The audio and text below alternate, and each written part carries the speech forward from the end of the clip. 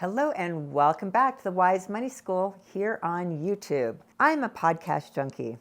I listen to podcasts every second I can get, and I just love it because it's just a free way, an easy way during time when I'm going for a walk or in my car to just take in different information from people I admire, from people I want to learn from, or I just want to get new perspectives. Like each week, I end the week with a different way of thinking, like, wow, that really resonated with me. Wow, that really stuck out. Wow, I really like the way he said that. Wow, I really like the way she defined or gave that distinction.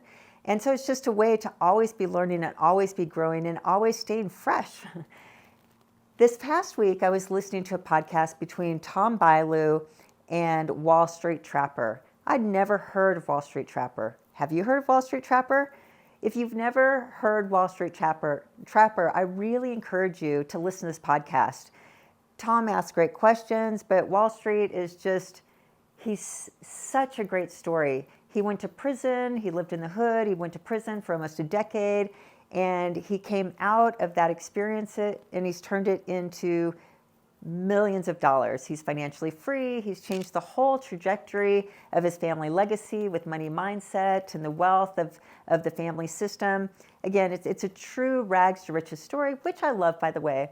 But there's just, beyond the great story, the whole episode is 2 hours. It's filled with so many nuggets.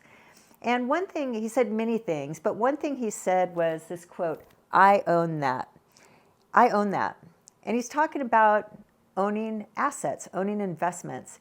And that made me think about when my kids were younger, and I think they were probably between like the ages 9, 10 to 12, a little bit preteen, but that middle school age when what their friends do and say and where they live and what they drive is really important. Those things are starting to matter. And we lived in probably one of the smallest houses in an affluent district, an affluent zip code, and our cars were paid for. They weren't the nicest cars and the things. And so they'd go to their friends' houses that had great big houses and fancy cars in the driveway.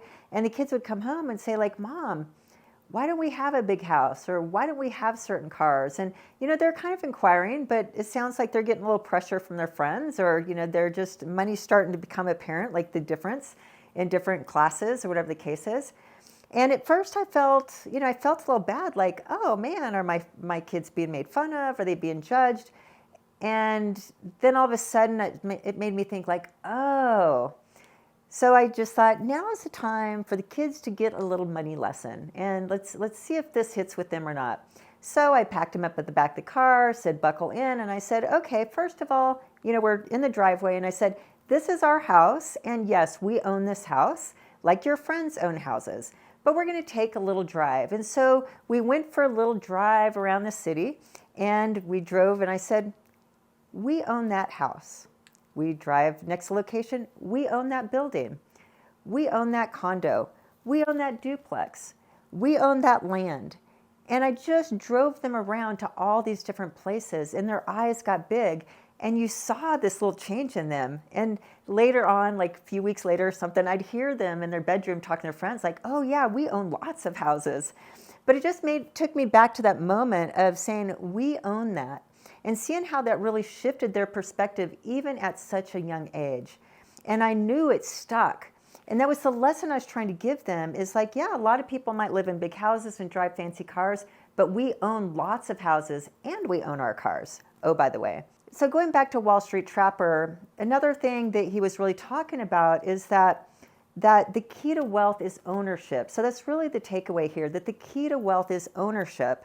And so that's where most people are going wrong, is they're working hard, they're doing all these things, trying to make higher incomes, but never for the sake of owning anything.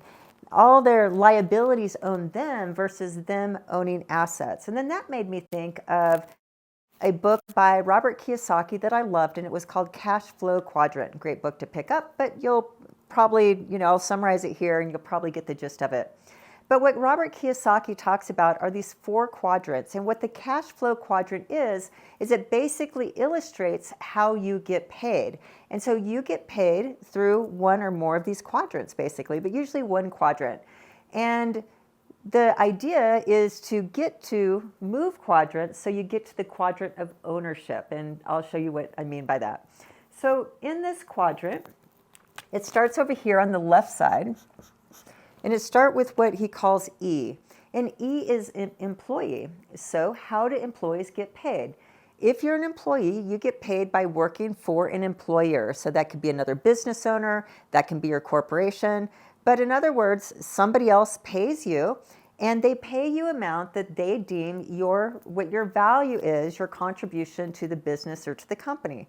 So in other words, you don't have a lot of control over what you make. There's going to be a standard market value to that skill set, to that job, and that's the compensation. And you're really not going to be able to grow your income a lot over a short period of time unless you go out and really change skills or doing something radical. But in other words, you don't have a lot of control over how much money you make, how much more money you're going to make in most cases with that single job. And in most cases, you're basically trading time for money, and even if your salary is kind of this hourly basis, you go put in your 40 hours and you get however much you get compensated back. Now, the pro side of being an employee is you get some benefits. You get this thing called, many cases of 401k. You get some paid travel, some paid vacation. You get some health care and some different things. So there's a trade-off that you get this job security, you get these benefits, but you lose control over your income, over how you're paid and how much you're paid in most cases.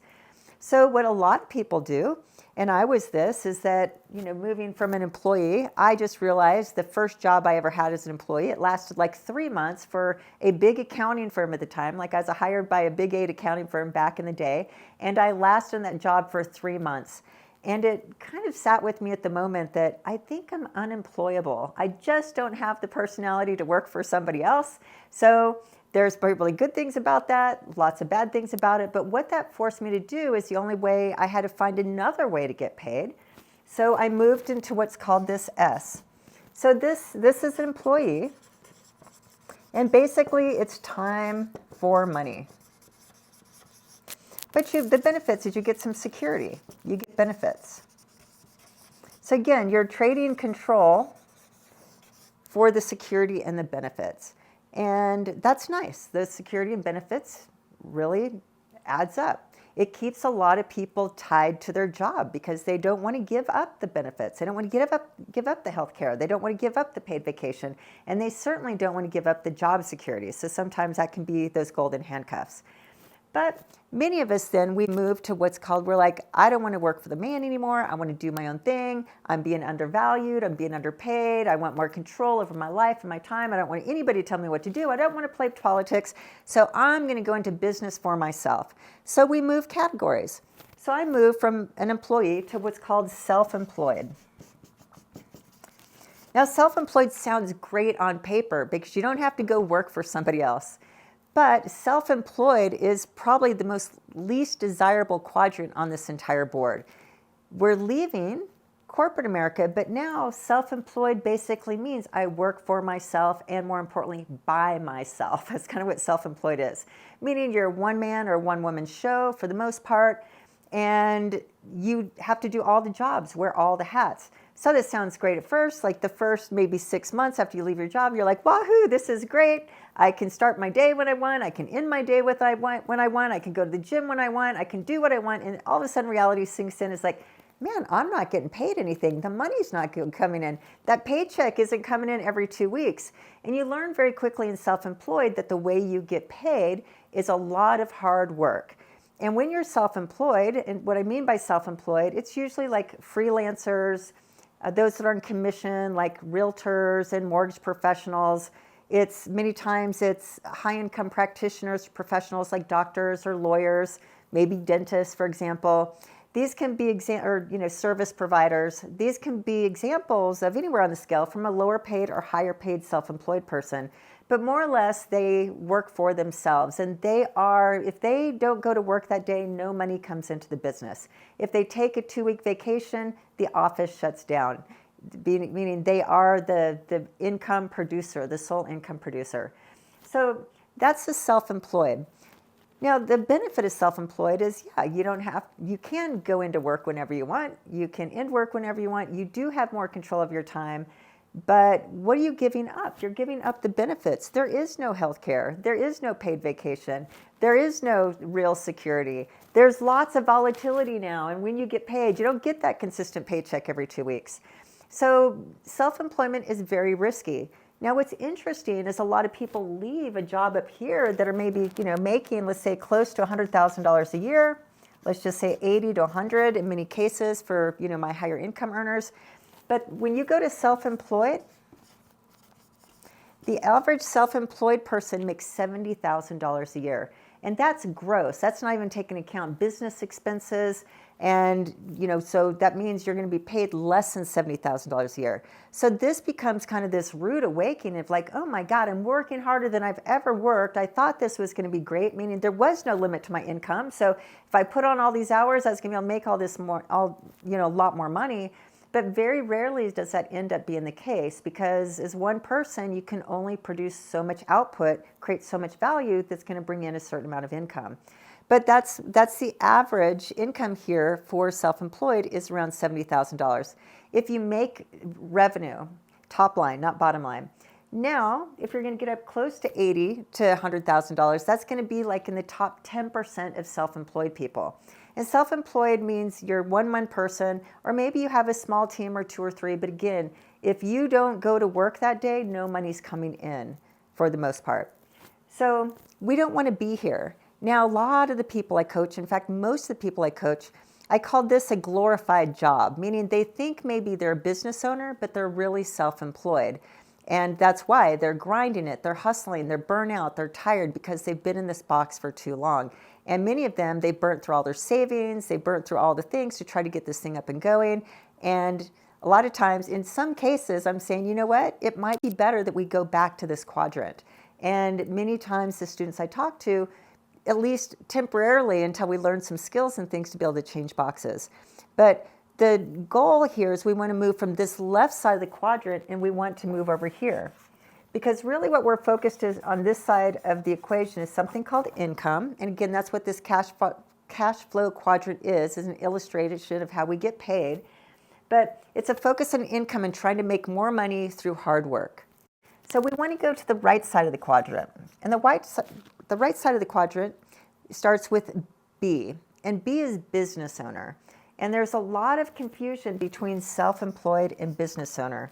And, there's this word now that's really popular that's called entrepreneur. And, so there's a lot of, pride that comes to being called an entrepreneur, a lot of status to be called an entrepreneur. But most people that call them entrepreneurs are broke, oh, by the way.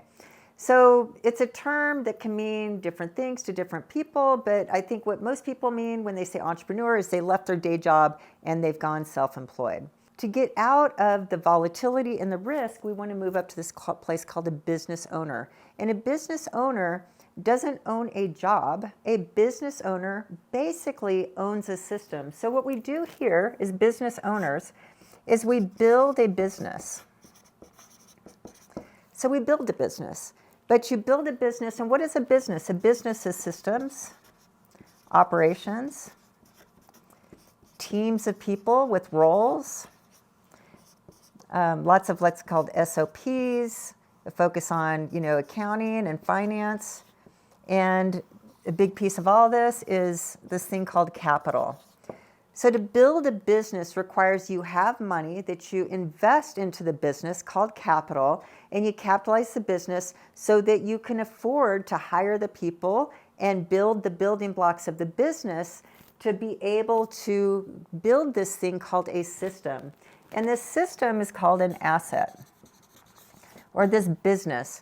So you're building a whole standard operating. It's an operational system, this thing called the business, and you as the owner own the business, and you as a person are employed by the business, for example. So the business pays you. You're not over here kind of just trying to make money and pay yourself.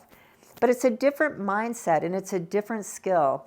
And I have a whole video where I talk about the 12 building blocks of a business. So take a look at that, because when you learn the 12 building blocks of the business, you understand big difference between an owner, builder building a business and somebody just trying to make money and hustling and get the next client in to be able to pay the bills this month. Different focus. Now, when you move from the left side to the right side, it's a whole different level of financial literacy. It's a whole different level of business knowledge and business skill. And it's not, meaning it's not easy. It's learning. So to become a business owner and be highly skilled, it takes years to build this thing and to learn all these 12 parts of the business and start putting these building blocks together. But that's a business owner. But the difference here, it's all about income, just trying to make money to pay the bills. When we move to the right side, we're thinking in terms of assets. And basically, when on our portfolio, when we're thinking of assets, is you can build an asset like a business, or we can buy assets that I'll talk about in a minute. But again, the key word here is asset. And I have another video that maybe you want to watch where I break down the 4 quadrants, which is assets, income, liability, expenses, to really understand how that framework works and really understand why we want to create this word asset as part of our vocabulary, as part of our mindset, as something we focus on. Because this asset is what we own. So as a business, we're building an asset one way or another. Sometimes some businesses build an asset that's so valuable that they sell it for millions of dollars, perhaps. Now, what I've done when, I started here, didn't last long, I moved here, and when I realized in this self-employment box, I was in real estate, I was self-employed, and I was a high income earner. I was top in my city as far as real estate sales. And so on an annual basis, I made a really high income because I was really good at being self-employed as a real estate agent. And then for the first few years, that was great. I got all these awards and, I was recognized as top this and number 1 that, and it felt good. It really fed my ego. And probably about 3 years into the cycle, I'd be on the awards. I'd be at the award ceremony in December, and I'd be on the stage getting all my, trophies and the medals around my neck for all my different great performance. And then I'd start the year in January at 0. And like I said, about 3 or 4 years into this, I thought, wait a second, I have to start at 0 again and do that all over again to get the awards and get the income and get all the things. And that's where it started to dawn on me, like, I don't like this model. I don't like having to start over at 0 and do it all over again. And that's probably somewhere where I started picking up this book and realized oh, the only way to get out of that trap is to move over here. And then I started studying business, went to business school and learned, like I said, all these components. But the difference is you build this thing called an asset. Now, one of the businesses I built, I sold. And I built it as an asset, and I sold it for multiple 7 figures. And so that was a nice payday, for example. But that was building the business as an asset to have some value that I was able to sell. Now, most of those that leave employee and kind of go self-employment to be business, there's these 2 types of businesses. You either have an asset business, meaning you're building it to have some value that you can sell, or a lifestyle business. And a lifestyle business is really what wealthy is. This business that I have right now, I'd call it more of a lifestyle business. Like I said, one of my previous businesses, I was building it to an asset to sell. I had a nice exit, and that's great. But this business is more of a lifestyle business, meaning that it's probably at the end of the day not going to have a lot of asset value where I can sell it for, any amount of money. But it provides a really nice income as my lifestyle. My lifestyle fits the business fits my lifestyle. So I'm not in this 24/7 game, but it's a nice lifestyle business that pays me a really decent income. But it's not, it has a lot of asset qualities, meaning it's a business. I have employees, I have teams, I have a system. And a big difference here is I can go on vacation and the business still works. That's really what you're looking for, is that you can go away and the business will still make money and operate if you're gone for a little while. Not permanently, but for a little while. So it's still a business, but it's a lifestyle business. Now, most business owners are lifestyle businesses. And what you're doing is you're building that business to grow a nice income to cover the cost of your lifestyle. But that's not all. If you've been listening to me for a while, there's this other quadrant. So the other quadrant here is investor. So this is investor. Now the difference here is what investors do is they take money from one of these other places, and then they take money to make more money by buying assets. So here you build an asset or some form of an asset, at least an asset mindset with this asset, that this operating system that's running itself for the most part. So you can take a vacation, have some time leverage and make some good money. And then you take a portion of that money, you operate from your business, especially as lifestyle business, and you take a portion of that and you invest. Because what investors care about is ownership. And that goes back to I own that. So you can own a business, but again, most of the statistics, the last statistic that I read is that 80% of people that kind of claim to be business owner or self-employed, 80% have 0 employees. That means only 20% of all people that are non-W-2 have employees. You can't be a business owner if you don't have employees, oh, by the way. And usually you're looking like 2 to 5 for the business to really be operating, being able to operate without you at a minimum. But at least you own a business, you own something. But in most cases, like I said, you don't own something of value. So we need to then take a portion of our money and invest it to be able to own, be able to buy assets, to own assets. And one thing that Wall Street Trapper said, and you've heard me say many times before, is the key to wealth is ownership. The key to wealth is ownership. The key to wealth is ownership. And where you own is here. And what Wall Street Trapper was saying is that he's made most of his wealth in the stock market. And he was referring to, and he's like teaching people in his community, in his culture, and he's saying things like, in his family, like I'm teaching my family, for example, that we want to say, I own that. So we say instead of buying a Louis Vuitton, invest in Louis Vuitton. If you're buying an Apple computer and you have an Apple Watch and you have an iPhone and you own everything Apple, why don't you own Apple stock? If you drive a Tesla, if you drive 2 Teslas and you love Tesla, buy Tesla.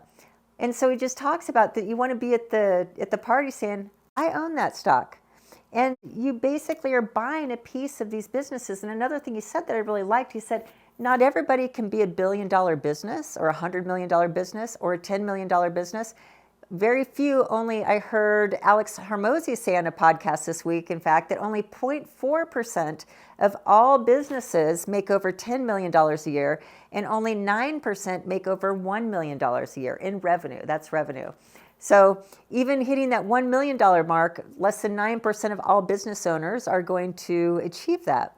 So the point being is you may not be able to build to $1 million business because only 9% do, but you can build by buying assets. You can build $1 million. You can buy portions through stock, for example, $1 million businesses, $10 million businesses, $1 billion businesses, and you can have a piece of those brilliant founders and leaders and owners and be a buyer, buy these assets. And that's what he's saying, like, I own that. If I'm going to drink the scotch, I'm going to own the scotch, for example. And when I think of this, where I've made most of my wealth is, just to go back to cash flow quadrant, I've been through all of these. Started here, realized this is where I didn't want to stay, built this, have done well. But when I really went to business, the idea is wanting to make a high income in my business. So I have a lot of money to invest here. And another thing that Wall Street said is that when he kind of got out of prison, and this was kind of cool that he said in the video, is that he almost went back to jail the second time, but they were confiscating his cars, the drugs in his house, the cash in his house, all the paraphernalia, because the cops had attached it to illegal activities. But he said they never thought to look at my stocks. So while I was in jail, my stocks were growing. And he said he's even teaching that to his friends and kind of in the hood, because he's saying, hey, if you're going to go back to jail, at least buy stock by the time you're out of jail, put the money in stock by the time you're out of jail, you've got something to come back to. And he said, I know that doesn't sound great, but again, it's this change of mindset. Again, so many little nuggets in his interview. But the bad thing here is he bought stocks, I bought real estate, but he talks about buying businesses. But that's why I think of real estate. So a lot of people invest in real estate, they buy real estate as investors, for example. But what I never hear it talked about is thinking of your real estate as businesses. So I think about every piece of real estate that I own, is a little business. It's an own little business entity of its own. And I manage now a portfolio of real estate businesses, which are called these real estate assets or properties. But it's a mindset of I own that, and that in buying businesses and owning businesses and having one transaction, you buy the house once, and it provides that cash flow for the remainder of the time you own that asset. So to sum all that up, I just say, where are you in this cash flow quadrant? This just little breakdown just really changed my perspective and made me realize I wanted to move from here to here and from here to here. And to know when you're building a business, you also want to build this, because this is the bucket, or this is the category for passive income. This is passive income. This is where you take your money from these other places, you put money to work, you invest it somewhere so it pays dividends, it pays rents, it pays interest, it pays you some form of cash. And this is where your assets are paying you versus your hard work is paying you. All right, that's what I've got here. I hope this was helpful. Again, if you get a chance, listen to that podcast. I think you love it. I'd love to hear your comments if you picked up any nuggets from this or from Wall Street Trapper. And I think one other final thing that I'll say here is I teach a business school, and it's called Curbs for Business, which is an acronym, but it's the fundamentals of business and business school. It talks about these 12 building blocks and how you build these 12 building blocks to be able to move from S to B. So I'll put a link in the description, or maybe up there, but I'll put a link in the description if you want to learn more, if you want to talk to me personally to learn about my business school and how I can help you move from S to B. All right, that's all I've got today. Thanks so much, and I'll see you next time.